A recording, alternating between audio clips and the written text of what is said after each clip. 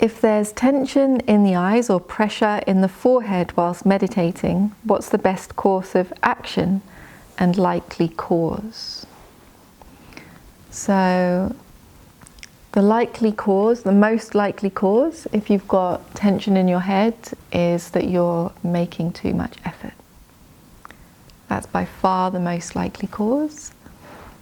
And the best course of action, unsurprisingly, is to relax.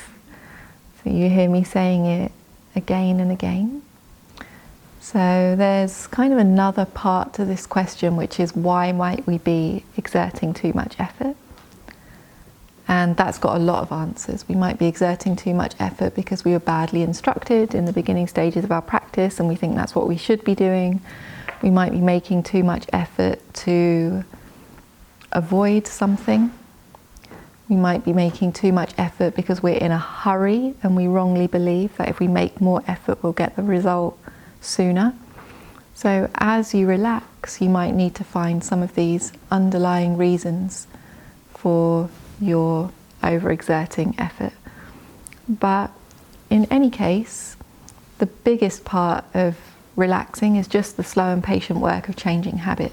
So every time we find ourselves accumulating tension, we remind ourselves to relax. And we're accumulating tension again, and we remind ourselves to relax. So in most of the cases, when we're getting a headache in meditation, it's because we're making too much effort.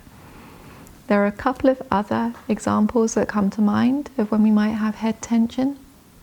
So one of them is specific to mindfulness of breathing.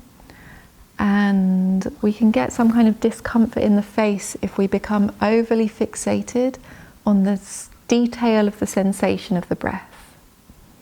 I need to be careful when I talk about it because I don't mean you can't know any sensation of your breath. It's normal to locate the breath through knowing that the breath is touching the skin.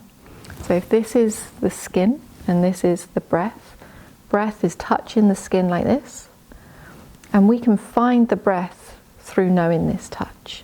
Because just to know the breath directly when we're starting out is too subtle for most people. Possible, and it's what we do in a more advanced stage of mindfulness of breathing. But in the beginning, usually we need this touch to find the breath. So that's fine. Using this touch to find the breath, that's a normal practice. But what can happen is instead of using the touch to find the breath, we just become fixated on the detail of this touching sensation. We start to analyze it much and zoom in on it much.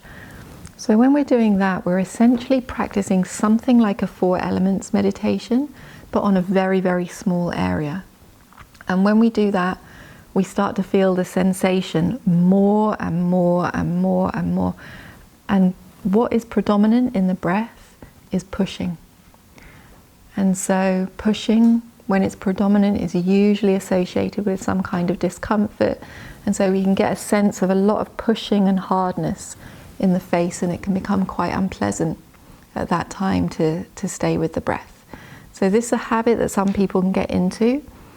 Most people, if they're just instructed in a normal way, pay attention to your breath and you know a little bit of sensation and you also know your breath, it's fine. Don't think about it extra, because it's one of those things, if you think about it too much, you can create a problem out of nowhere. The other thing which I see create tension in the head is historical habit of aversion.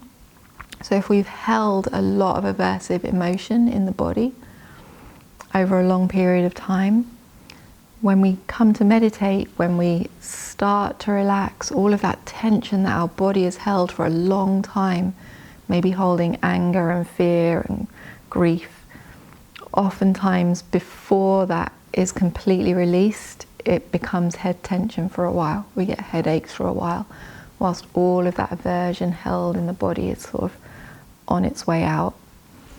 And in that case as well, there's nothing really to do but keep our effort nice and relaxed, stay in good relation with our meditation object.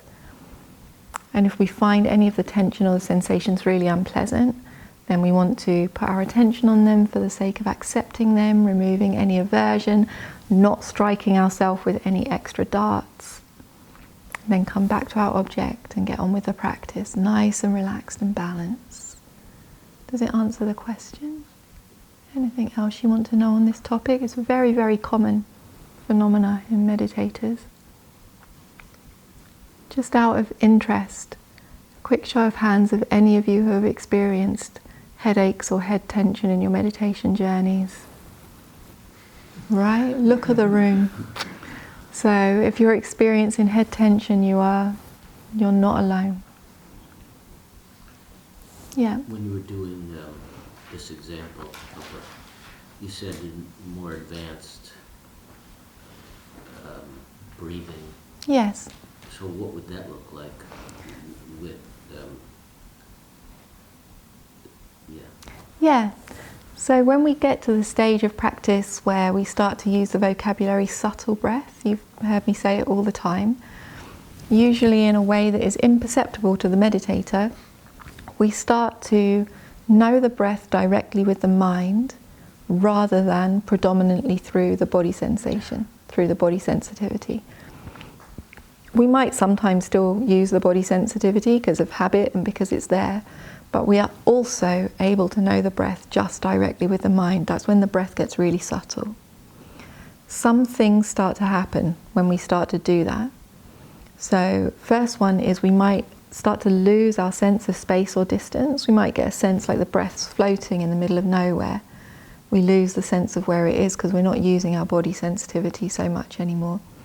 And along with that, we might have a feeling like the body's disintegrating, floating, flying, expanding, contracting.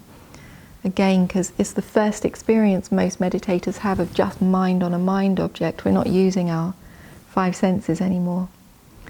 So we might get a sense of lightness, floating, flying. And it's around that time that we also start to get floods of joy or bliss, heat or cold, emotional release. Because we're knowing the object in a more subtle way. You don't have to do anything, it's the natural inclination of the mind towards subtlety. Good question. Anything else?